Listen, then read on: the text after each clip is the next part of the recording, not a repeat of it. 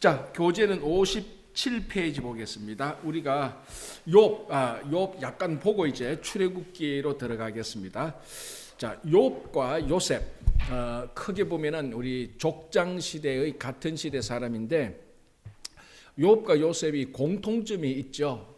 왜냐하면 특별히 그 고난을 많이 받았던 것, 그리고 죄 없이 고난을 받았던 것, 이런 우리 공통점이 있는데, 요셉의 굳이 이제 그걸 우리가 좀 더 디테일하게 들어가서 분리를 한다면은 요셉에게는 하나님의 섭리, 그러나 욥에게는 하나님의 주권, 그러나 또 크게 보면 하나님의 주권과 하나님의 섭리는 또 같은 것입니다. 그죠? 그러나 우리가 좀 더 자세히 보면 그래도 강조점이 좀 약간 다른 게 있습니다. 하나님의 주권은 글자 그대로 하나님의 전적인 주권에 있고, 섭리는 하나님께서 모든 것을 합력해서 선을 이루시는 그런 섭리가 있고, 그게 이제 요셉에게 잘 나타나 있지 않습니까?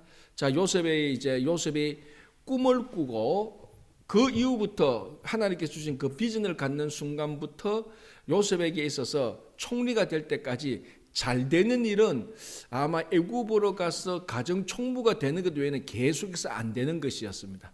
자기 형들에 의하여서 애굽으로 끌려갔고 노예로 갔고, 이제 그러나 가정 총무가 보디발 집에 가서 가정 총무가 됐다는 것은 좀 잘 됐지만 거기서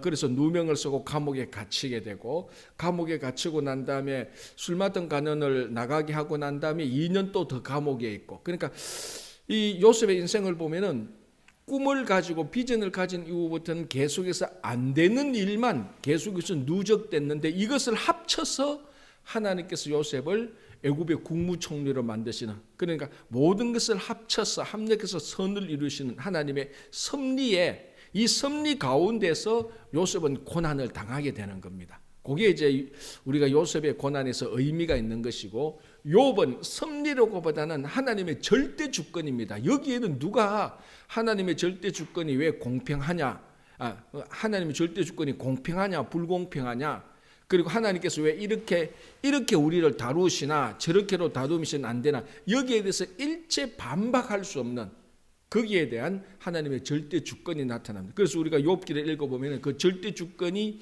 시행되는 이유가 천상회의에서 하나님과 사탄이 시험하면서 욥에게 이제 고난이 주어지는 겁니다. 그 하나님의 절대 주권에 의하여서 욥은 고난을 당하고, 하나님의 섭리에 의하여서 요셉은 고난을 당하고, 그 공통점은 뭡니까? 결국 하나님에게 고난당하는 이 두 사람의 위대한 우리 신앙의 믿음의 선진이 결국 망하는 걸로 끝납니까?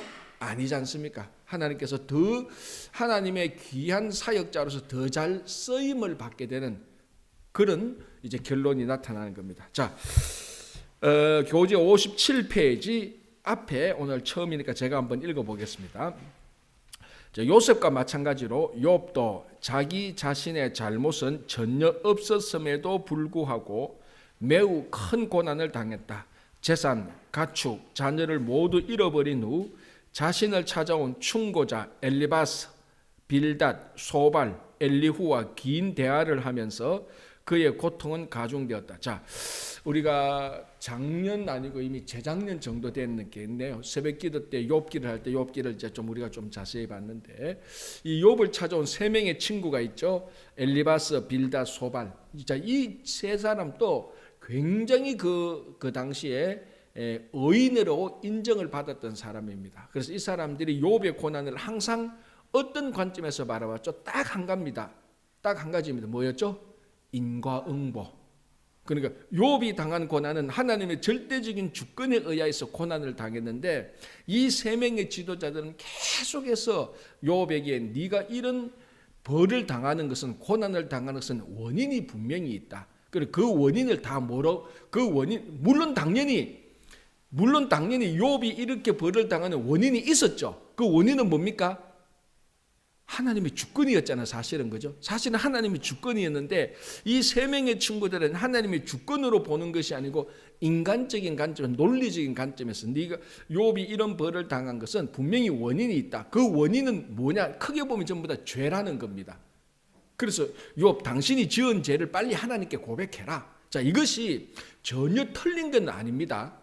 이것이 욥의 일생에 있어서 욥의 고난에 있어서는 잘못된 것이지만 우리들이 살아가는 데 있어서 고난을 당했을 때는 첫 번째로 이거 생각해야 돼요. 첫 번째는 우리가 고난을 당하고 막 일이 안 될 때는 우리가 하나님께 잘못한 게 있다면 회개를 해야 되는 게 그 당연한 겁니다. 당연한 거죠. 그러나 욥에게 있어서 욥이 우리들에게 주는 교훈은 하나님이 우리들에게 주는 고난이 반드시 인과응보라는 이 차원에만 머물지 않고 더 높은 차원에 더 있다는 더 성숙한 면을 우리들에게 말해주고 있습니다. 그래서 제가 욥기를 할 때 이런 말을 했습니다.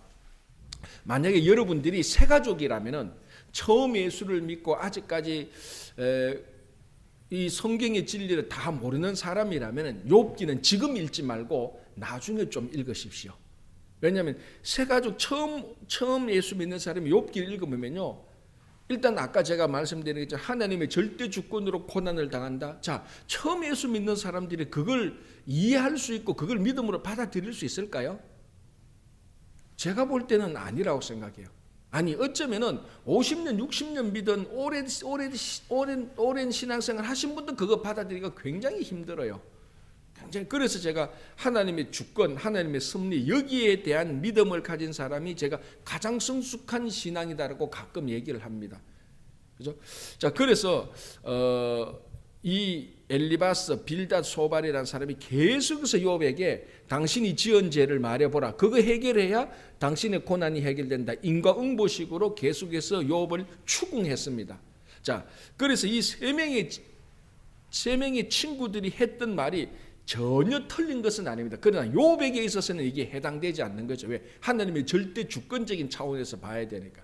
그러니까 이 세 명의 친구들이 욥에게 자기들은 위로하고 왔는데 결과적으로 전혀 위로가 안 되고 욥을 자꾸 정죄하기에 나서는 겁니다. 자, 그렇지 않습니까? 너가 지은 죄가 있다. 빨리 죄를 말해라. 계속 정죄를 하는 겁니다. 그래서 그 내용을 읽어보면 야, 내가 지은 죄가 없다. 내가 도저히 지은 죄가 없는 거다. 그러면 네가 아니라 너 자식들이라도 지은 게 있을 거다.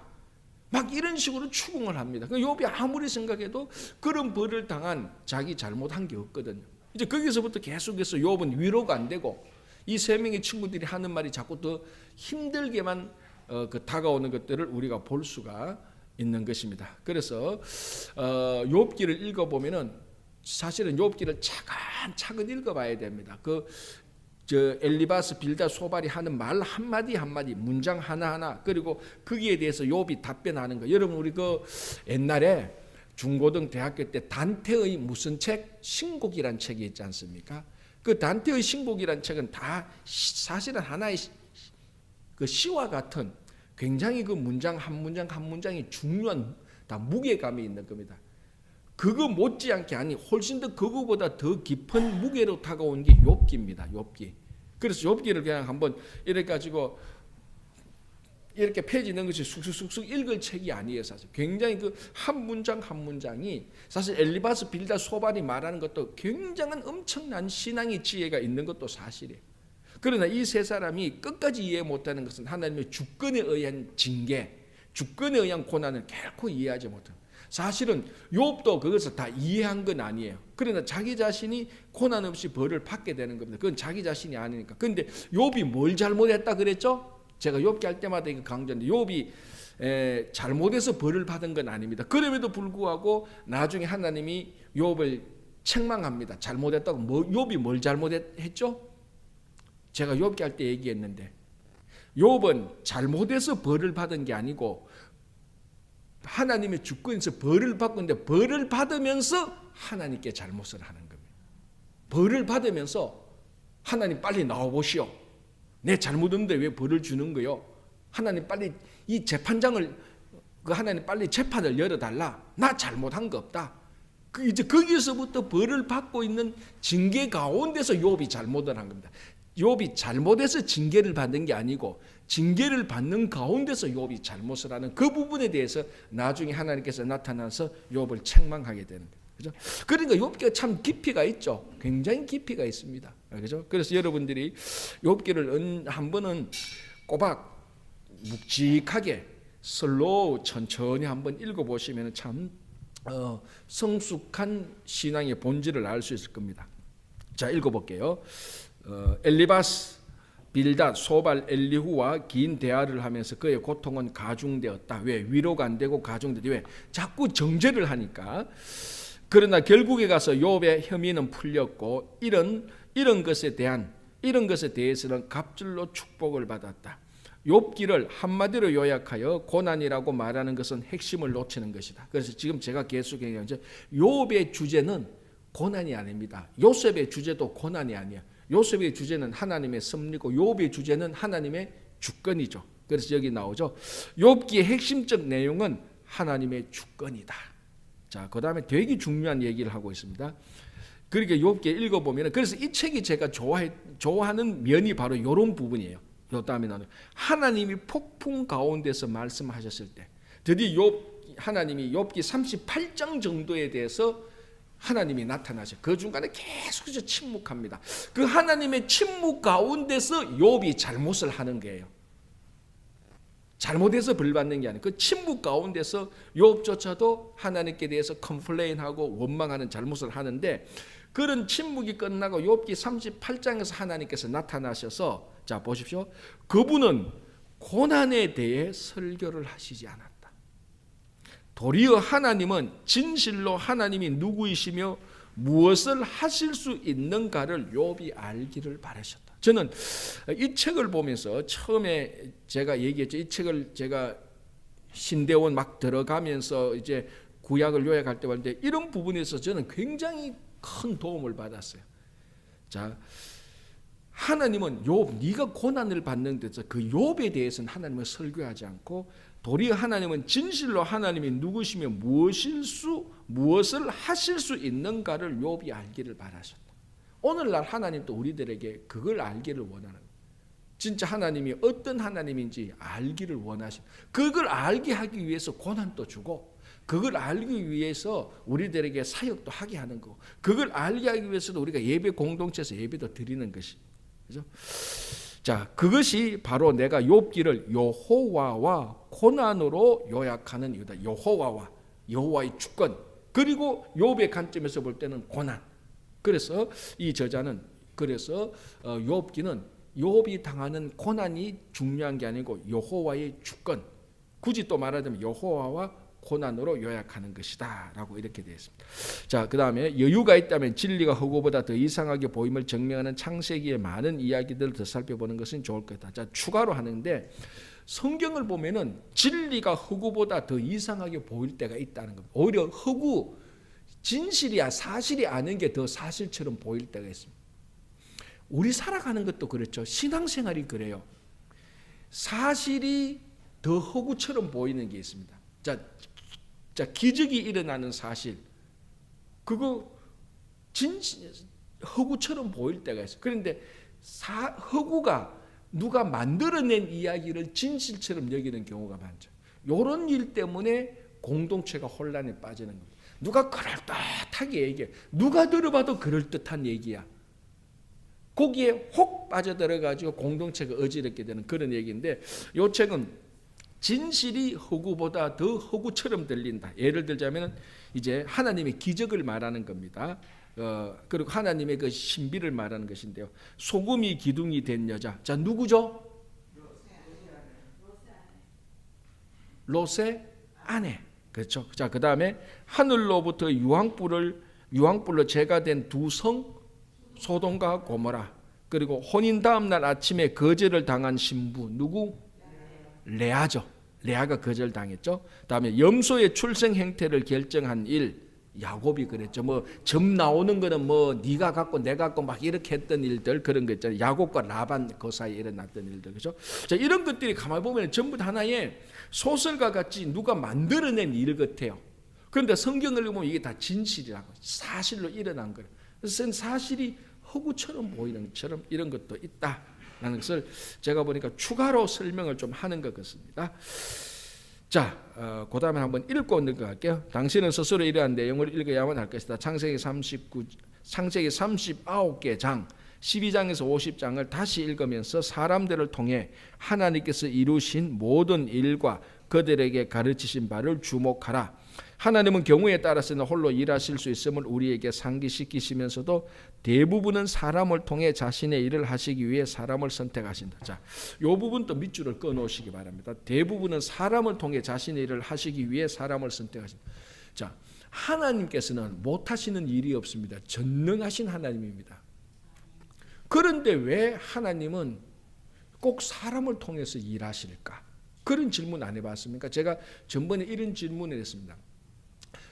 우리 신약에 와서 하나님께서 복음을 전하기 위해서 천사들을 사용하면 훨씬 더 효과적일 거예요, 사실은. 그렇잖아요, 그죠? 사람들에게 천사가, 자, 예를 들어서 이를 보죠. 자, H마 때 이번 주 주일날에 하늘에서 천사가 쫙 내려와서 복음을 전하면 사람들 신비로움 속에 빠져서 그 다음날 교회 오는 사람들 많을 거라. 그거 하나님께서 하실 수 있다는 거죠. 능력이 있어서 우리 의심할 수. 그런데도 하나님께서 안 하시고 굳이 저 고집센 A 집사, 교회 가면은 매일 저 싸우려고 하는 B 집사, 그런 사람을 통해서 복음을 전하신다고. 이 하나님의 신비함이 아닙니까? 그러니까 하나님께서 그러니까 복음을 전하는 것은 천사들에게도 안 맡긴 거예요. 우리들에게 맡긴 거예요. 그러니까 천사들이 우리들에게 맡긴 복음 전도의 사명을 천사들이 흠모하는 것입니다. 그러니까 우리가 하나님께서 우리에게 주신 사명을 가만히 생각해 보면요, 천사들도 흠모할 만한 사명을 우리들에게 주신 거예요. 그래서 하나님께서 이 전 세계 복음화를 하나님께서 혼자 하실 수 있단 말이죠. 그럼에도 불구하고 저 오래전부터 아브라함을 선택하셔가지고 이스라엘 민족을 만드시고 이 사람을 통해서 일하시는, 그게 왜 그렇습니까? 로 물으면 저는 이렇게 대답할 수밖에 없습니다. 그게 하나님의 방법입니다. 저는 뭐 다른 대답을 할 수가 없습니다. 왜 그게 하나님의 방법이냐? 왜 그게 하나님은 왜 또 그런 방법을 사용하십니까? 라고 물으면 제 대답은 뭔 줄 압니까? 하나님 마음이지 뭐. 그것까지는 제가 알 수가 없는 거예요. 근데 성경을 보면은 하나님께서 다 하실 수 있는데 하나님께서 사람을 통해서 하시는. 자, 굳이 거기에 대한 하나님의 마음을 그래도 목사님이니까 설명을 해봐라 그러면은, 굳이 해봐라 그러면 이렇게 말씀. 어릴 때, 자, 우리 애들이 막 자랄 때 뭐 여기서 저까지 가방 하나를 옮기고 여기서 저까지 가방 하나를 옮기는 거 제가 하면 편해요.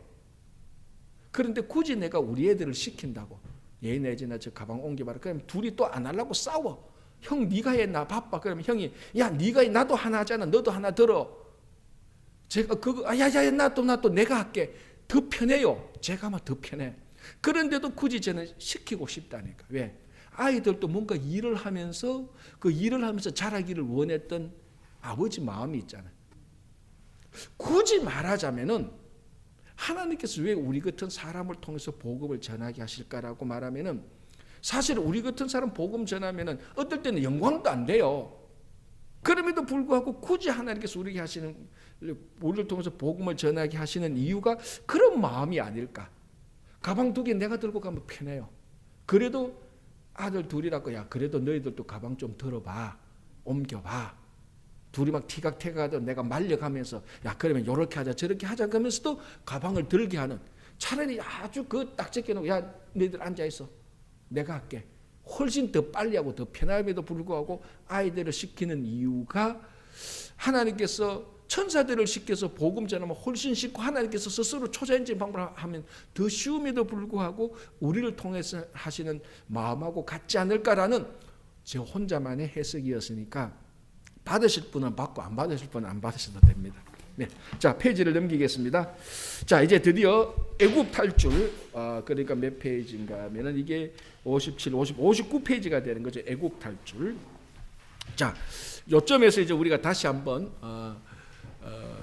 성경탐구 40일에 나온 10가지 또 구약시대를 또 공부하겠습니다. 이건 일주일에 한 번씩. 자, 시작. 창조시대, 족장시대, 출애굽과 광야시대, 정복시대, 사사시대, 단일 왕국시대, 분열 왕국시대, 포로시대, 포로 귀환시대, 침묵시대. 야, 이제는 뭐 다 됐다. 자, 그 중에서 출애굽과 광야시대를 요 책에서는 그걸 또 자세하게 4가지로 나눈다 그랬습니다. 그렇죠? 자, 한번 해보겠습니다. 첫 번째 노예, 두 번째 계명, 세 번째 캠핑, 야영, 네 번째 언약. 자, 그래서 첫 번째 노예 시대가 출애굽기 1장에서 19장 출애굽, 그리고 계명, 출애굽기 20장이 나오는 계명, 그리고 난 다음에 20장 이후에 나오는 계명, 그리고 난 다음에 야영은 민수기, 캠핑, 야영, 민수기, 그리고 언약은 신명기. 그래서 우리가 보통 신명기 언약 이렇게 말을 하기도 합니다. 그래서 출애굽과 광야 시대를 요쪽에서는 노예, 계명, 야영, 언약으로 나누는데 이제 오늘 이제 5가 애굽 탈출은 어디에 해당되는가 하면은 출애굽과 광야 시대에 노예에 해당되는 겁니다. 노예에서 탈출하는 것. 자, 처음에 제목을 보시면 거기 피라미드가 있고, 그죠? 노예 시대. 성경 본문은 출애굽기 1장에서 19장까지 해당되는 겁니다. 자, 질문이 있습니다. 당신은 다음의 내용이 성경에 누구를 말하는지 생각해낼 수 있는가? 자, 한 사람을 말하는 거죠. 자, 우리는 이건 너무 다 잘 아는 겁니다. 태어난 지 석 달 만에 바구니 속에 넣어졌다. 누구죠? 뭐 다 모세죠. 왕가에서 태어났지만 광야 생활을 위해 모든 것을 포기했다. 모세. 불이 붙었으나 타서 사라지지 않는 떨기나무를 보았다. 모세. 자기 형을 대언자로 삼았다. 모세. 10가지 재앙과 10계명을 전하기 위해 하나님을 대행했다. 모세. 몇 번의 사형 선고를 피했다. 모세. 땅에서 가장 온유한 자로 기억된다. 모세. 자, 요것도 모세예요. 땅에서 가장 온유한 자로. 하나님께서 모세가 지상에 있는 사람 가운데 가장 온유하다 말했습니다. 자, 여기서 온유하다는 것은 마음이 여리다라는 그런 것뿐만이 아니에요. 여기서 온유하다는 히브리어 원뜻의 말은 야생마를 순종하도록 훈련시키는 그 과정. 그래서 야생마가 훈련이 되어서 주인에게 순종하는 것, 그걸 온유라고 말을 합니다. 그러니까 이거는 좀 어떻게 보면은 마음이 부드럽고 사근사근하고 그런 거하고 다르죠. 어떻게 보면 주인에게 충성할 수 있도록 잘 훈련된 상태, 그게 온유입니다. 그러면 주인 하나님에게 가장 잘 훈련돼서 순종하도록 잘 된 사람이 누구? 모세라는, 그 지상의 사람보다 가장 뛰어났다는 거죠. 자, 이제 모세를 한번 보면서 애굽 탈출 보겠습니다. 그 밑에 볼게요. 당신이 마음에 모세가 떠올랐다면 바로 마친 것이다. 그는 구약 시대 중 다음 네 시대의 중심 인물이다. 노예 시대, 계명 시대, 야영 시대, 언약 시대. 자, 이제 넘기고 페이지를 가겠습니다. 자, 이제 거기 패러그래프를 노선희 전도사님 한번 읽어 주실래요?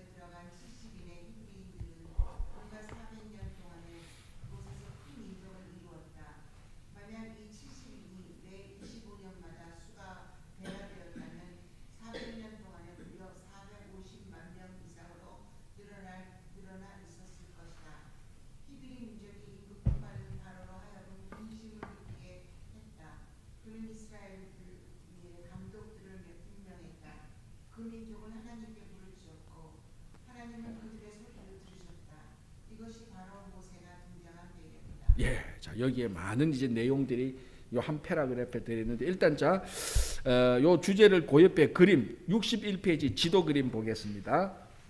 이 책은 이제 어떤 한 사람의 인생이 나오면 또 그 지도로 했는데요. 모세의 인생이 이제 1번부터 시작되죠. 1번 여기 보면은, 자, 봤죠? 히브리인들이 노예 생활 중에 벽돌을 만들다. 여기서부터 해서 2번이 어디죠? 아기 모세가 나일강에서 상자에 숨겨지다. 자, 첫 번째 1번은 모세가 태어나기 전 배경을 말하는 겁니다. 모세가 태어나기 전에 이스라엘 백성들은 애굽에서 노예 생활을 하고 있었는데, 그 땅이 어느 땅이었습니까? 고센 땅이었잖아요. 자, 여러분 기억납니까? 요셉이 애굽에 갔을 때 애굽 왕 바로가 요셉의 가족을 위해서 살도록 준 땅이 고센 땅이에요. 거기서부터 그 사람들이 터전을 잡고 있는데, 이 고센 땅이 나일강, 자, 그 옆에 있는 그 지중해 밑에 있는 그 쫙 다 삼각형으로 했는 게 이게 나일강 삼각주입니다. 그죠? 그 밑에 줄이 쭉인데 이게 바로 다 나일강이죠. 그죠? 자, 그래서 1번은 모세가 태어나기 전 배경 뭡니까? 애굽에서 노예 생활을 하고 있었다. 자, 2번 뭐죠? 아기 모세가 나일강에서 상자에 숨겨지다. 태어난 지 몇 개월 만에? 3개월 만에. 3개월 만에 나일강에 그 상자를 만들어서 나일강에 띄웁니다. 왜 띄우죠? 애굽 왕 바로가 히브리 여자가 낳는 아이는 남자거든 다 죽여라. 자, 근데 여기서 우리가 하나 알 수 있는 게 뭡니까? 자, 이 책에서도 말씀하는 것처럼 히브리 여인들의 출산력이 굉장히 좋았어요. 이게 뭘 의미하는가 하면 굉장히 건강했다는 겁니다. 여인이. 여러분, 한 여인이 건강해서 출산한다는 것은 이건 하나님의 창조 원리에서 굉장히 중요한 겁니다. 가장 건강한 한 여인의 생명을 잉태하고 잉태한 생명을 죽음 없이 잘 이 땅에 탄생시키는 것, 그것만큼 귀한 일이 어디 있겠습니까? 이 세상에서. 사실은 그게 제일 중요해요. 왜냐하면 생명을 일으키게 하는 것이니까. 그게 제일 중요한 거예요. 그걸 누가 잘했는가 하면 히브리인들이 굉장히 건강했습니다. 그러니까 아이들을 잘 낳았죠. 그러니까 이게, 자, 오늘 이 책에도 말하지만 히브리인들의 인구가 폭발적으로 증가했습니다. 그죠? 그러니까 이 400년 동안에 70명이 된 사람이 나중에 보면 남자가 60만 명이 됩니다. 그래서 채하로 잡아도 200만, 채하로 잡아도 200만, 여기서는 많이 잡으니까 얼마까지 나오는가 하면 약 450만 명까지 잡아놨어요. 자, 그러면은 애굽 왕 바로로서는 무슨 생각이 들겠습니까? 이게 좋기도 하고 나쁘기도 해요. 좋은 거는 왜 좋죠? 그렇죠. 노동력이 많아지니까, 부릴 수 있는 노동력이 많아지니까 좋은 거예요. 그런데 한편으로는 저 사람들이 반란에 저 사람들이 반역을 일으키거나 자기들이 일으키거나 아니면은 다른 사람에 의해서 반역의 도구로 사용되어지거나, 그게 또 애굽 왕 바로가 볼 때는 은근히 걱정이 됩니다. 그러니까 양가 감정이 있겠죠. 노동력이 많아서 좋고, 그래서 막 저 노동력 줘서 건물을 지으니까 좋은데, 혹시 저 사람들이 서로 뭉쳐가지고 반역을 하면 저 골치 아픈데, 아니면은 반역에 이용될 수도 있어서 골치 아픈데, 그런 생각이 있었을 겁니다. 그죠? 그래서 오늘 이 책에 나와 있는 거죠. 자, 3번 보겠습니다. 지도의 3번. 모세가 미디안에서 양을 치다. 자, 이거 굉장히 점프해서 나왔던 이야기죠. 그 사이 뭐 있습니까? 모세는 애굽 왕궁에서 40년 동안 왕자로서 잘 생활을 했고 40년 만에 나와서 자기 동족들을 보는데, 자, 이제 여기 이제 그 다음에 나오는 얘기가 하나님의 유머라는 부분이 나와 있는 얘기인데, 이 하나님의 유머가, 여러분 이 책을 읽어보면 알겠지만 하나님의 유머가 뭔가 하면은, 모세를 애국 왕궁에서 실제로 키우는 사람을 누구로 만들어 놓습니까? 모세의 친어머니로 만들어 놓습니다. 그죠? 그러니까 유모로 해서 들어갔는데 나중에 보면 친어머니죠. 그러니까 하나님께서 우리가 이런 것을 좀 우리가 세상을 웃기면 하나님께서 기똥차게 하신 거예요, 진짜로. 그래서 이 모세의 어머니가 유모로 애굽 궁정에 들어가서 모세를 키우는데, 여러분 상식적으로 생각해 보십시오. 모세의 어머니가 모세에게 무엇을 가르쳤습니까? 무엇을 가르칠 수 있었겠습니까? 만약 여러분들이라면 뭘 가르쳤습니까? 여러분 아들이 나일강에 버려줄 수밖에 없어 버렸는데 애굽 왕궁에 들어가서 왕자로 자란 것을, 이제 애굽 왕궁에서 자랐는데 여러분들이 유모로서, 어머니인데 유모로서 들어가서 그 자녀를 거기서 40년 동안 키웁니다.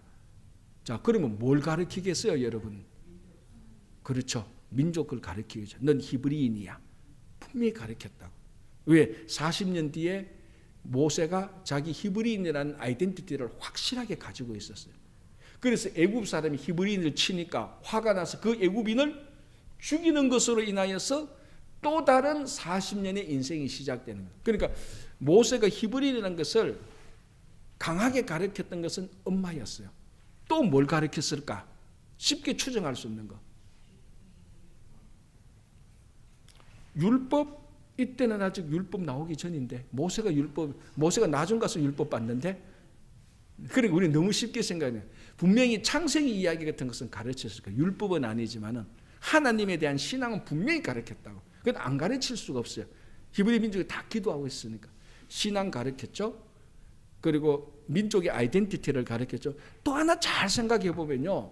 요건 이제 그냥 좀 이제 성경에 나타나지 않은 상상력인데, 신앙의 상상력인데, 잘 생각해 보면 굉장히 중요한 걸 하나 가르쳤을 것이라고 우리가 확실하게 추정할 수 있는 게 있습니다. 무엇이겠습니까? 사실 어떻게 보면 이미 대답에 나온 것 속에 포함되어 있는데, 예, 그것도 맞고, 지금 제가 원하는 대답을 말씀하시라는 거예요. 모세의 엄마가 모세에게 히브리어를 계속 가르쳤어요. 그것도 굉장히 중요한 거잖아요. 여러분, 그 애굽 궁중에서 누가 모세에게 히브리어를 가르치겠어요? 엄마가 가르친. 밤에 몰래, 야, 너는 히브리인이야. 이게 히브리 언어야. 내 말하는 거 들어. 그러니까 우리가 그 미국식으로 말하면 배드 타이밍 스토리, 그 잠잘 때 얘기할 때. 그래서 여러분, 성경을 가만히 보면은, 이거는 제가 발견한 거예요. 성경을 가만히 보면 모세가 애굽 왕자로 자라면서 히브리 사람들하고 만날 때, 물론 모세가 아론처럼 말을 능숙하게 잘한 것은 아니었어요. 그럼에도 불구하고 언어가 부족해서 통역하는 일은 없어요. 히브리 말로 그대로 히브리 민족하고 얘기를 한다고. 그러면서 생각해 보죠. 모세가 저 히브리인을 언제 배웠을까? 애굽 궁정에서 배웠는데 그거 다 애굽 말로 다 가르쳤다고. 애굽 왕 바로가 모세에게 학자들을 붙여준다고요. 왜? 왕자로 자라니까. 그 학자가 히브리어를 가르쳤습니까? 히브리어를 가르칠 리가 없죠. 왜냐하면 히브리는 노예들의 언어니까 안 가르친다고. 그런데도 성경을 가만히 읽어보면은 모세가 말을 능숙하게 못한 것이지 히브리어를 못한 것은 아니었어요. 그러면은 히브리어는 누가 가르쳤을까? 야, 이거 엄마가 가르쳤다. 그래 이게 요 보면은 하나님의 유머인데, 모세가 애굽 궁정에 들어가서 그래서 다 배우고 그 민족적인 아이덴티티를 가지고 아직 신앙이 완전히 성숙하면 이제 미디안 강야에서 40년 동안 또 배웁니다. 그 하기 전에 이제 여기서 보면은 2번에서 3번 그 과정이 있습니다. 그래서 3번 미디안 광야로 갑니다. 그 자기 애굽인을 하나 죽여가지고 그 모세가 살인한 것이 발각되어서 살기 위해서 미디안으로 갑니다. 몇 년? 미디안에서 40년. 그래서 여기 우리 지도를 보면은 제일 오른쪽에 3번 양치는 목자는 여기 미디안 강야가 이쪽에 있습니다. 자 보십시오. 그 미디안 강야가 이스라엘 지도의 남쪽에 있습니다. 남서쪽에 있죠. 그리고 애굽 쪽에 있는 거죠, 그죠? 그리고 홍해가 있는 바로 그쪽이 미디안 강야. 그리고 4번 뭡니까? 우리 지도에서 4번 유월절 히브리인이 문설주에 피를 바르다. 거기 지도에 보면은 4번이 나오고, 그죠? 4번 다시 고센 지역으로 오게 되고, 5번 이제 여호와께서 구름 기둥 불 기둥으로 이스라엘을 인도하되 이제 본격적으로 출애굽이 시작된 거죠. 그리고 6번 홍해가 갈라지다. 자, 홍해가 우리가 성경 탐구 40일 할 때 그 우리 지도 그렸잖아요. 그 지중해 밑에서 그 손가락 2개로 되어 있는 것처럼, 그죠? 거기에서 오늘 보면 홍해를 가르고, 7번 나무를 물에 던져서 물이 달아지게 한다. 이거 우리 마라의 썸물 이런 거 봤죠? 그리고 8번 이스라엘이 엘림의 장막을 친다. 9번 여호와께서 만나와 메추라기를 주신다. 10번 모세가 반석에서 물을 낸다. 11번 여호와께서 시내산에서 모세와 말씀하신다. 자, 이런 일들을 통하여서 이제 여기 애굽 탈출에 관련된 내용을, 모세의 일생을 본다. 자, 그럼 이렇게 보면 모세가 지금 어디에서 활동하고 있는지 지도가 딱 보이죠. 모세가 애굽 탈출하기 전까지 요 나일강, 홍해, 미디안 강야 이쪽에서 계속해서 지금 사역을 하고 있습니다. 자, 하나님의 유머 보겠습니다. 유사라 근사님 한번 읽어주실래요?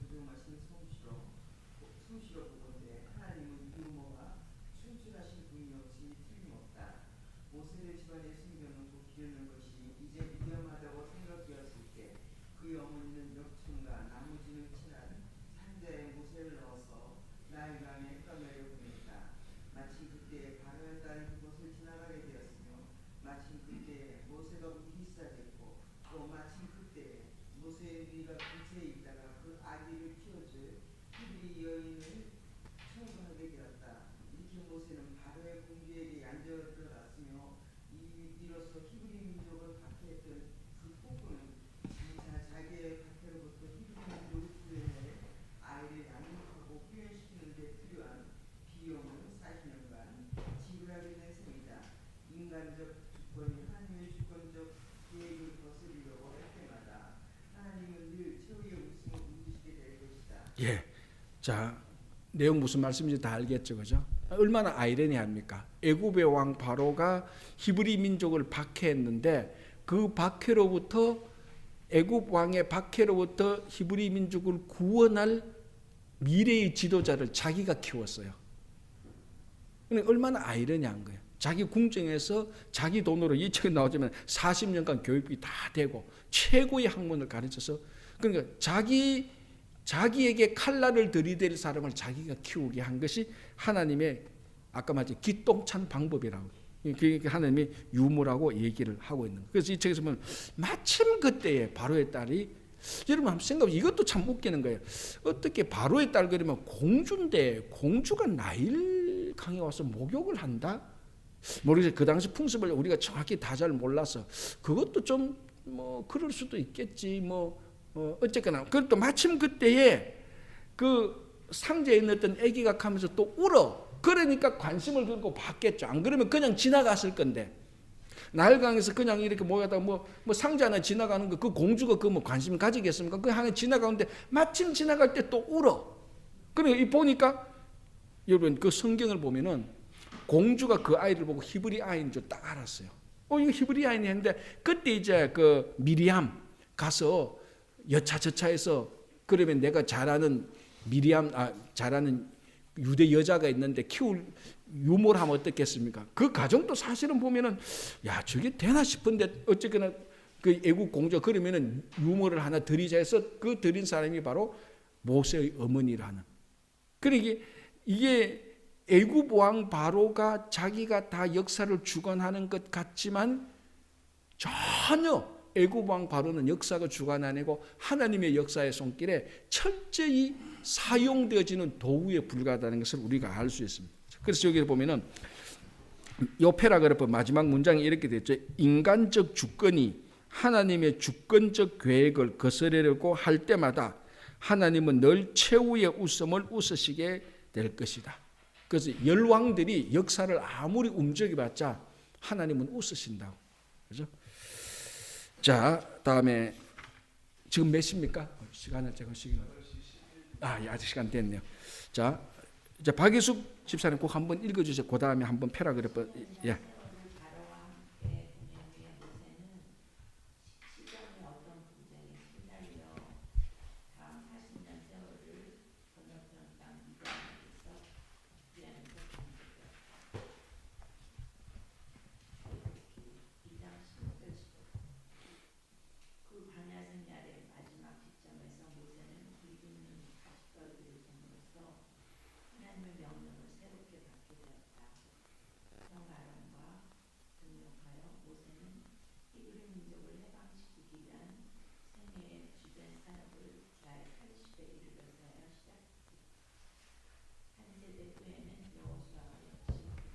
자, 예, 감사합니다.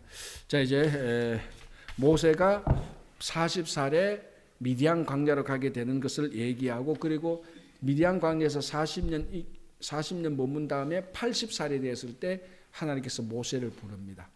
하나님께서 75살 된 아브라함을 불렀는 것하고 비슷한 연배입니다. 그죠?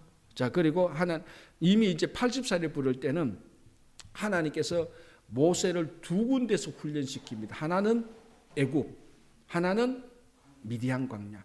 하나는 애굽에서는 세상에서 필요한 모든 지식과 학문을 배우게 합니다. 그리고 이 모든 지식과 학문을 어디에서 하나님을 위한 것으로서 다 뭐라 그럽니까? 순화시킵니까? 미디안에서. 그래서 잘 보십시오. 어떤 사람이 우리 주변에 보면 이제 굉장히 모세가 애굽에서 40년간 훈련 받은 것처럼 굉장히 뛰어난 지식과 굉장히 사회적으로 훌륭한 어떤 학문을 배운 사람들이 있습니다. 기술도 좋고. 그거 그대로 하나님께 사용되지다가는 큰 문제가 일어날 수 있습니다. 반드시 모세처럼 미디안 광야에서 일정한 순화되는 그런 것들이 하나님에게 사용되어지는 어떤 훈련의 과정이 꼭 필요한 겁니다. 그래서 이제 목회를 하다 보면은, 그리고 교회 생활하다 보면은 그런 유혹이 올 때가 좀 있죠. 이 세상 것 너무 좋은데 이 세상 것 날 것 그대로 하나님께 사용하다가는 거기에 이제 문제가 많이 생기는 겁니다. 크게 보면 이 세상 것이라 할지라도 이게 하나님의 도구로 하나님 것으로 사용됐을 때 어떤 일련의 훈련 과정, 이런 것들이 꼭 필요한 겁니다. 그런데 모세에서 잘 나타나죠. 애굽의 왕자에서 하나님께서 애굽의 왕자일 때는 하나님께서 모세를 안 씁니다. 우리 같았으면은, 자, 만약에 저에게 목회를 하는데 우리 교회에 애굽의 왕자가 등록했고 80세 된 노인이 교회에 등록했어. 제가 어느 분을 쓰겠습니까? 제 마음 알잖아요. 당연히 40살 된 애굽의 왕자를 쓰죠. 이분을 구역장하고 이분을 선교회장, 이분을 완전히 하고 싶죠. 아니 80세 된 그 미디안 광야에서 온 분, 이분을 어디 서겠어요, 제가. 그냥 우리가 교회에서 잘 대접할 테니까 우리 교회가 어른으로 계속 이렇게 할 거란 말이죠. 사람이 볼 때는 애굽의 왕자를 사용하고 싶은 욕망이 생긴다고. 근데 하나님께서는 이 애굽의 왕자를 미디안의 아주 이름도 없는, 자기도 자기 자신이 나설 수 없는, 그냥 미디안의 전형적인 노인 목자로 만들어버리는 거예요. 그래서 하나님께서 계속 모세를 부를 때 모세만큼 끝까지 안 온다고 했던 사람이 없잖아요. 그래서 하나님께서 모세에게 어떻게 했습니까? 화를 내셨어요. 화까지 나셨다고, 마지막에는. 그만큼 모세가 완전히 무명이 되어버렸어요. 진짜 그때 하나님께서 억지로 끄집어내가지고 모세를 사용하는 겁니다. 그래서요, 제가 가끔 이런 말합니다. 우리의 신앙의 궁극성은요, 능동성에 있는 것이 아니고 수동성에 있는 겁니다. 이게 참 우리가 받아들이기 힘들 수가 있는데요. 특별히 미국에서 어떤 사람을 좋아합니까? 수동적인 사람을 좋아합니까? 능동적인 사람을 좋아합니까? 미국은 굉장히 능동적인 사람 좋아합니다. 자기 자신을 자랑해야 돼요. 나 이것도 잘하고 나 이것도 잘해. 내가 여기 있어. 이런 사람 미국 사람들 눈에 띄고 너 자신을 잘 표현하고 나고 존중해 줍니다. 그리고 수동적으로 가만히 있는 사람은 쟤는 그 리더인 자격도 없고 우리 공동체에서 별 도우면서 이렇게 인정하는 경향들이 미국에 있죠. 자, 제가 미국이 능동성을 좋아하는 데서 미국이 잘못됐다는 건 절대로 아니에요. 저도 목회를 하다 보면 능동적인 사람이 훨씬 좋죠. 그러나 하나님과의 관계 이런 데서 보면은 궁극적으로는 하나님의 부르심, 우리로 볼 때는 능동적인 데에 대해서 하나님의 부르심에 우리가 응답을 하니까 하나님이 능동적으로 우리에게 다가왔고 우리는 수동적으로 거기에 붙들려 갑니다. 그러니까 굳이 말을 만들어내자면은 하나님의 수동성에 우리는 능동적으로 응답을 해야 되는 거예요. 제가 말하고 난 다음에 너무 말 잘한 것 같아요. 하나님의 부르심, 하나님께서 우리에게 우리가 볼 때는 하나님과의 관계에서 수동성입니다. 우리가 먼저 하나님을 찾아간 거 아니잖아요. 하나님 우리를 먼저 찾아온 거예요. 그거는 성경 전체가 요한복음에도 너희가 나를 선택한 것이고 내가 너희를 선택했다. 우리는 선택되어진 수동적인 사람이에요. 그 선택되어진 것에 대해서 능동적으로 반응을 하는 거예요. 이제 좀 이해되죠? 그러니까 하나님이 안 부르는데 능동적으로 우리가 가는 거는 이건 어떻게 보면 세상적인 방법. 하나님께서는 우리 보고 그거 일 안 하기를 원하는데 자기가 막 좋아서 해. 하나님께서는 이거 아닌데라고 말할 때 그때는 수동적이 필요하다고요. 모세 보십시오. 여러분, 자, 우리 구약의 모든 선지자들 하나님, 내가 선지자 하겠습니다. 그 나온 사람이 있어요. 한 명도 없다고요. 이사야부터 말라기까지 단 한 명도 이 시대가 너무나 억울하고 이 시대가 너무나 암울하고 너무나 이 악인들이 많으니까 내가 하나님의 선지자가 되어서 이 시대를 빛으로 만들겠소.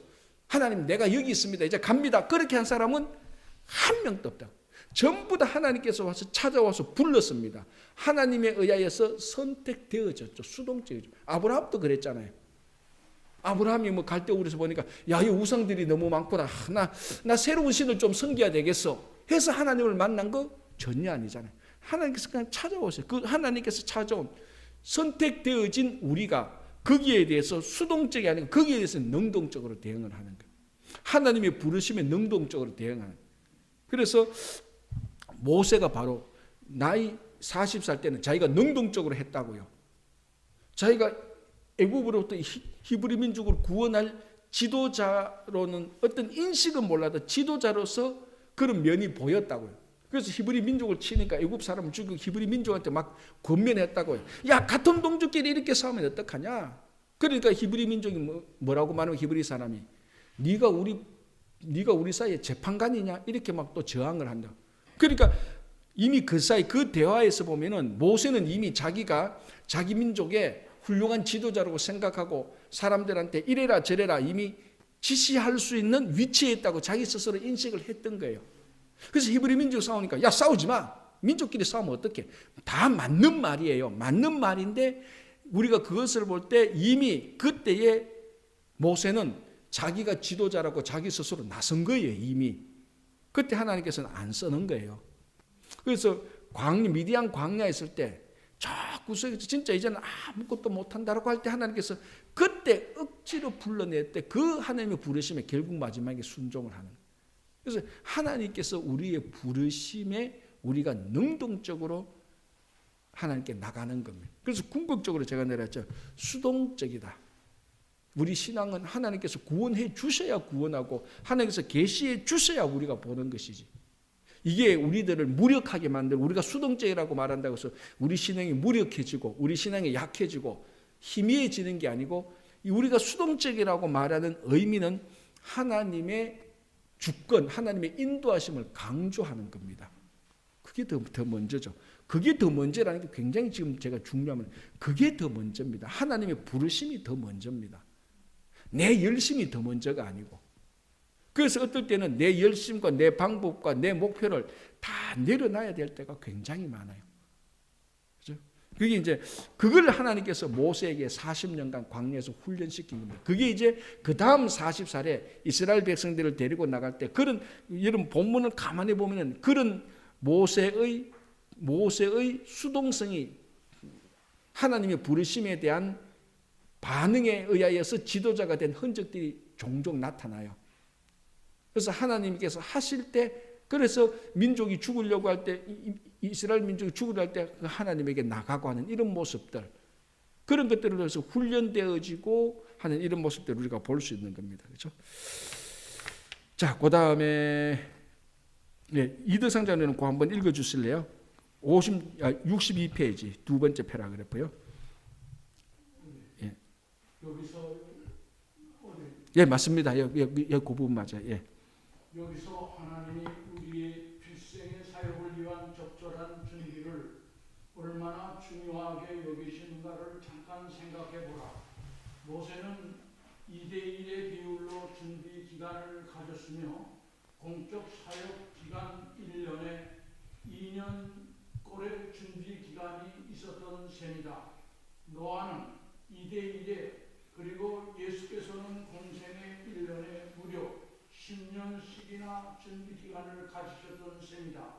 하나님의 계획에 따라 훈련된 사람이라면 아마도 보다 짧은 기간에 보다 많은 일을 해낼 수 있을 것이다. 예, 여기서 이제 모세의 훈련에 대해서 얘기하는데 모세 인생은 딱 구별되어집니다. 그죠? 40살, 80살, 120살. 모세 120살 죽었으니까 그러니까 40살, 80살까지 80년 동안은 훈련 기간입니다. 그리고 모세가 사역하는 기간은 81살부터 120살까지 마지막 40년. 그러니까 비율을 따지면 훈련 기간이 2, 사역 기간이 1. 그러니까 대체로 보면은 사역하는 기간보다 훈련 기간이 더 많아요. 더 길어요. 이게 참 중요한 거죠, 이게. 그래서 어떤 사람들은 보면은 이게 조급증에 걸린 사람 보면은 사역은 20년 하려고 하면서 훈련은 1년, 2년 받고 20년을 하려고 그래요. 그거 다 실패합니다. 다 실패. 그래서 오늘 이 책에서 참 재밌게 말했죠. 예수님은 공생에 3년을 하시기 위해서 30년 동안 사셨습니다. 그러니까 1년을 훈련하려고 10년을 훈련받은 셈, 1년을 사역하려고 10년을 훈련한 셈이 되는 거죠. 그래서 모세도 1년을 사역하기 위해서 2년을 훈련받습니다. 비율로 따지자면은, 그죠? 이제 여기서 중요한 거, 그러면은 뭐 비율이 얼마나 중요한지 아니고 그만큼 사역보다 훈련 기간이 더 길었다는 것을 우리가 보면서 훈련 기간이 길고 사역은 짧다. 그리고 어떤 사람은 사역을 더 많이 하려고 하고 훈련은 적게 받으려고 하는 좀 뭐라 그러나 조급함 또는 경솔한 사람이 있는데 오늘 이 책은 그렇게 해서는 안 된다. 훈련 기간이 훨씬 길었다라고 말하는 거예요. 그죠? 근데 사역이라는 것은요, 이 뭐 2대 1의 비율로 사역을 한다 그래도 그 1의 사역에 하나님께서 함께 하시는 훈련 2년 훈련을 이받은 것 수십 배, 수천 배로 하나님께서 더 열매를 거두게 하시는 거예요. 그러니까 몇 년에 대해서 우리는 절대로 거기에 구애받지 않아야 되는 겁니다. 중요한 것은 하나님께서 하시는 일에 우리가 함께 있는 게 그게 항상 중요한 겁니다. 그렇죠? 자, 결단을 도움 한번 보겠습니다. 이미옥 집사님 한번 읽어 주실래요? 하나님은 그 완악한 대고만이 우리 노예의 노동력을 포기하도록 하기 위해 강제로 역사하시지 않았다. 바로의 측근적으로 있은 후에 하나님은 재앙들을 보내어 바로의 마음을 바꾸도록 조장하셨을 것이다. 각 재앙 이후 바로는 자기의 고집을 누를 수도 있었다. 그러나 더욱 강팍해짐으로써 더욱 혹독한 하나님의 재앙을 자초했다. 그는 자기의 장자가 죽는 비극을 당하고 나서야 비로소 이스라엘의 민족이 떠나도록 허락했던 것이다. 그 당시 애굽 사람들은 히브리인들이 여행하는데 필요한 것들을 기꺼이 장만하기까지 했었다. 당신은 10가지 재앙 중에서 몇 가지를 나열할 수 있는가? 그림을 보고 알아낼 수 있는가? 1번부터 열거하면 자, 잠깐만요. 자, 책을 한번 덮으시기 바랍니다. 자, 고개를 들고 10가지 재앙 한 여러분 아는 대로 한번 말씀해 보세요. 몇 가지 뭐 있습니까? 예? 피, 개구리, 이, 파리, 메뚜기, 장자 죽음, 흑암. 벌써 여러분들이 합해서 7개를 맞췄어요. 나머지 3개는 뭐 있을까? 예? 우박, 예. 또 했어요. 그 피부병 있지 않았나요? 예, 피부병. 가축, 그죠? 예. 다 그럼 다 나왔는 건데? 예, 다 나왔어요. 예. 그래도 여러분들이 제가 책을 덮으라 때 빨리 싹 받는 게 그래 도움이 돼가지고 여러분들이 제가 눈치를 봐서 빨리 싹 보는 동작이 되게 빨랐어요. 어쨌거나 우리가 합쳐서 10가지를 다 맞추었습니다. 순서대로는 아니지만 자 옆에 우리 63페이지 보시면 그 그림이 있죠, 그죠? 제가 이런 걸 좋아한다. 제가 그림을 좋아하고 도표를 좋아하고 지도를 좋아하니까 자 이제 여기 10가지 장을 쭉 나와 있습니다, 그죠? 자 그래서 자 우리 순서대로 한번 볼까요? 아는 것이지만 1번 나일강이 피로 변하고 2번째 개구리. 자, 그런데 3번째 이, 4번째 파리. 자, 여러분 하나님께서 애굽에게 재앙을 내리는데 왜 개구리, 이 이런 걸로 재앙을 내릴까요? 파리 이런 걸로 왜 재앙을 내릴까요? 천둥, 지진. 자, 여기 그 지진은 없다고요, 그죠? 홍수, 불심판 이런 거 막 해도 되는데. 이제 거기에 대한 이제 대답이 나오죠. 자, 봅시다. 일단 5번 가축병, 6번 피부병, 7번 우박, 8번 메뚜기, 9번 흑암, 10번 장자의 죽음. 자, 63페이지 그 그림 밑에 보겠습니다. 하나님이 어떻게 이 10가지 재앙을 선정하셨는가? 이게 이제 질문입니다. 고고학자들은 나일강, 메뚜기, 가축병이 애굽의 신들이었음을 확정해 준다라고 말. 여기 중요한 거죠. 그러니까 개구리 신이었어요. 왜 개구리 재앙을 주는가? 개구리가 이스라엘이고 애굽 사람들이 섬기는 신들 가운데 하나였습니다. 자, 이 당시에는 이스라엘 외에는 다 다신론입니다. 그죠? 그리고 그 신이라는 것이 주로 자연 그리고 짐승 여기에 대한 게 많죠. 그러니까 개구리, 이파리 이게 다 신들이에요. 파리대왕 있잖아요. 우리 소설 그 노벨문의 파리대왕. 그것도 그 귀신이 파리하고 마찬가지인 것처럼, 그죠? 그리고 나일강이 이스라엘 사람들은 신적인 존재로 숭배를 했습니다. 그리고 어둠이 왜 신이냐고 하면 이스라엘 사람들이 섬기는 신 가운데 최고의 높은 신 가운데 하나가 태양신이 있어요. 태양신이. 그러니까 하나님께서 어둠을 만들었다는 것은 태양신을 정복했다는 거죠.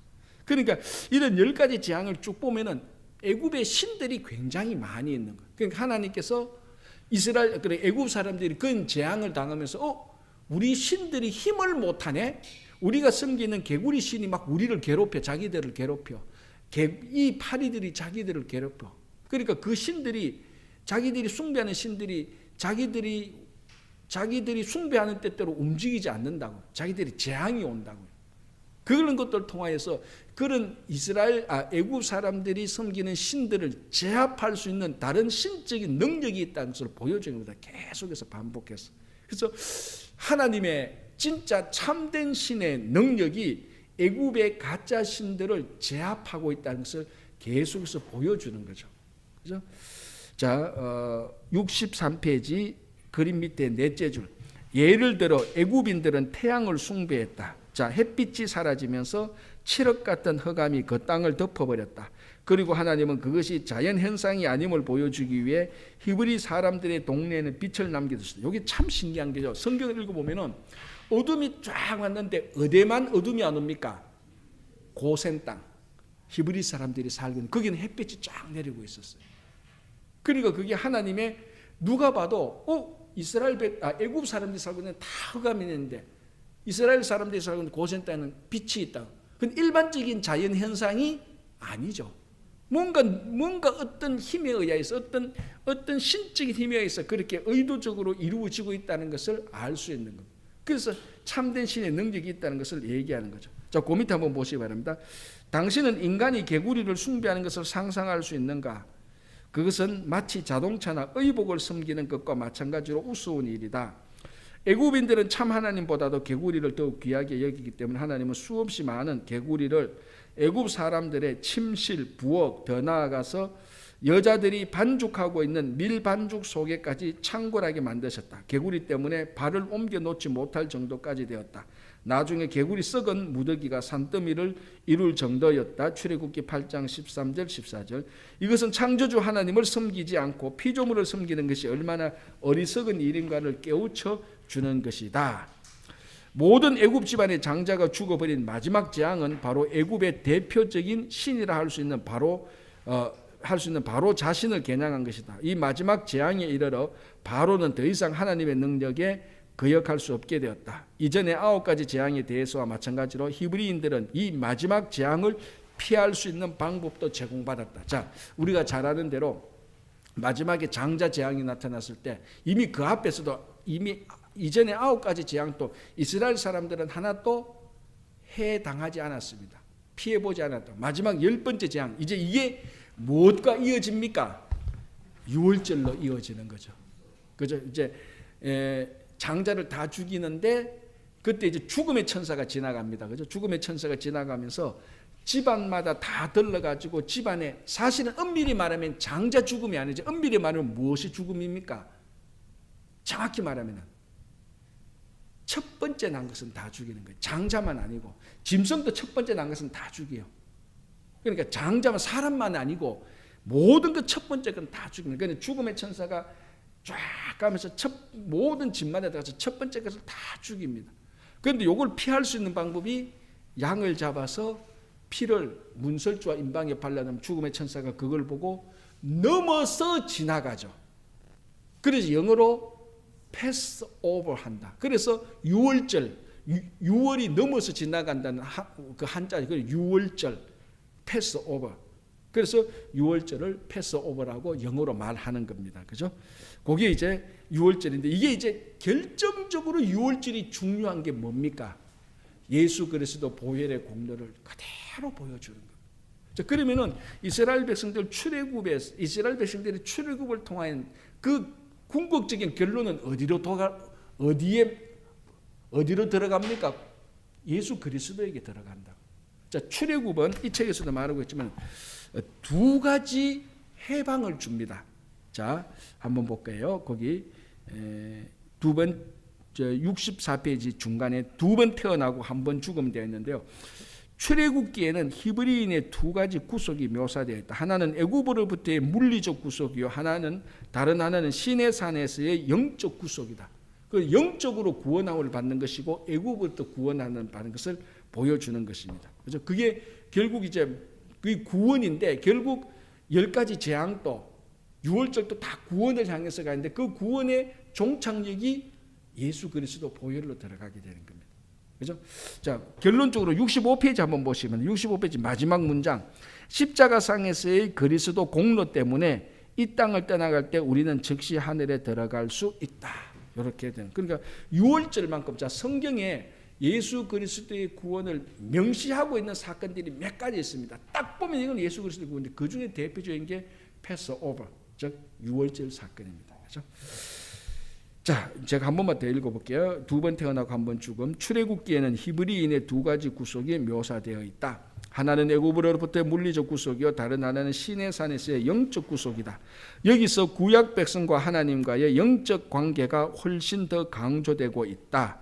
중요한 것은 하나님이 죄와 사망의 올무로부터 자기 백성을 영적으로 구원하신 것이다. 자, 이스라엘 백성들을 애굽에서 구원하신 역사적인 이 사건 자체도 진짜 중요하지만은 그보다 더 중요한 것은 이 출애굽의 역사적 사건을 통해서 어둠과 죽음으로부터 우리를 구원시켜 주신 예수 그리스도의 구원 사건이 더 중요하다는 것입니다.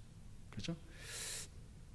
자, 중간에 유월절과 무교절은 출애굽기 12장은 이스라엘이 값없이 받아 구원을 기억하도록 정해진 것이다. 하나님은 그 백성을 시내산으로 데려오게 하신 후에 자기와의 새로운 관계를 시작하게 된 그들에게 어떻게 살아야 할 것인가를 자세히 가르쳐 주셨다. 출애굽기 19장부터 민수기 10장 사이에 57장을 대충 훑어보면서 얼마나 자세한가를 알아봐라. 자, 여기서 이제 시내산에서 하나님께서 율법을 주십니다. 그죠?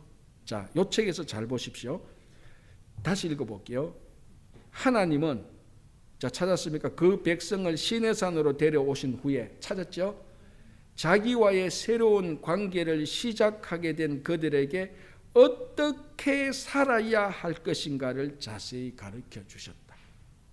율법에 주신 목적이 뭡니까? 율법을 주신 목적. 어떻게 살아야 하는가를 가르쳐 주는 게 율법입니다. 지금 제가 무슨 말을 하려고 하는지 감 잡았습니까?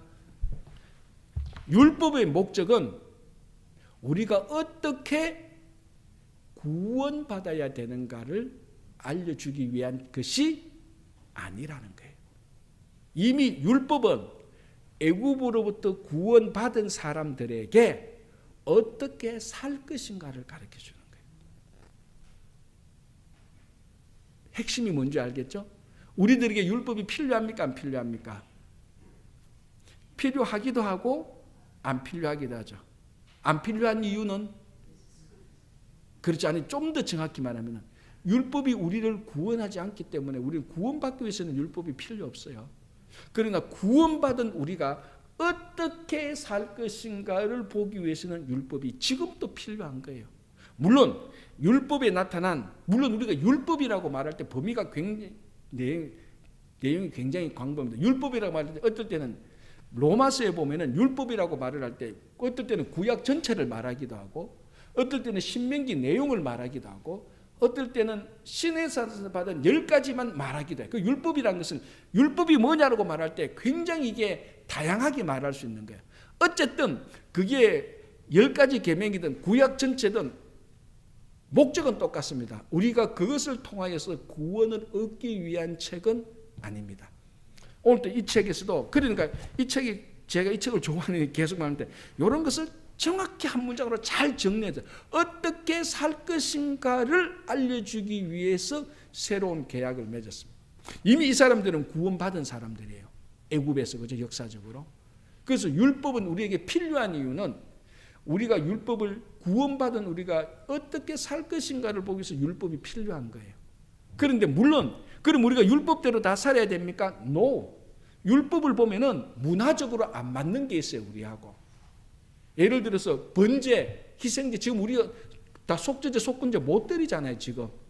그 의미를 찾아서 우리식으로 율법을 지키면 되는 거예요. 그럼에도 불구하고 율법에 있는 것을 똑같이 우리가 해야 될 것입니다. 하나님을 사랑하고 이웃을 사랑하는 것은 율법이 2개입니다. 이거는 여전히 오늘날에도 구원받은 사람이 똑같이 해야 되는 거예요. 그런 차원에서 율법은 구원받은 사람이 율법을 지켜야 됩니다. 그러나 문자 그대로 문자 그대로 지킬 필요는 없다는 겁니다. 왜냐하면 시대와 공간과 문화가 지금 우리하고 너무나 다르기 때문에. 그러나 그 율법 한 계명이 말하고 있는 본질은 지금도 우리가 지켜야 되는 것입니다. 자, 예를 들어서 율법에 여러 가지 계명이 있지 않습니까? 네가 너의 주인의 종이 되고 싶으면 어떻게 하라고요? 귀에 구멍을 뚫어라. 자, 그거 지금 우리가 그 지켜야 됩니까? 안 지켜야 됩니까? 그 우리하고 문화적으로 다른 거죠, 그죠? 그런 것을 그대로 나는 구원받으니까 율법 지켜야 되겠다. 나 저 사람 너무 훌륭하다. 나 저 사람의 종이 되고 싶다. 문서에서 이 송곳으로 깃들어 가지고 내 당신 종 되겠습니다. 왜? 율법에 되어 있습니다. 그렇게 말하는 게 안 되잖아요, 그거는, 그죠? 그렇지만 그 본질적인 정신, 그런 것은 우리가 지켜야 됩니다. 그래서 이 책에서 새로운 관계, 율법을 주신 건 하나님과의 어떻게 살 것인가를 주기 위한 것을 얘기됩니다. 자, 그래 그 다음에 나오죠. 출애굽기 19장과 민수기 난 다음에요. 이렇게 되어 있습니다. 이스라엘인들은 하나님의 소유, 제사장 나라, 거룩한 백성이 되어야 했다. 출애굽기 19장 5절에서 6절. 한 나라로서의 물리적 출생은 영적 출생의 서곡이었던 셈이다. 자, 오늘 요까지만 하나만 더 설명할게요. 지금 몇 분입니까? 어이구, 나 30분. 하나만 간단하게.